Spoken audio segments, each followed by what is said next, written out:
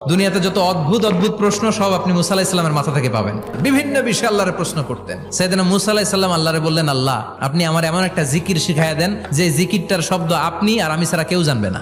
দিনে রাতে সব সময় এই জিকির আমি করব, আপনারে ডাকবো, কিন্তু শর্ত হলো এই জিকিরটা জানবে শুধু আপনি আর জানবো শুধু আমি। আল্লাহ বললেন, মুসা পড়ো লা ইলাহা ইল্লাল্লাহ।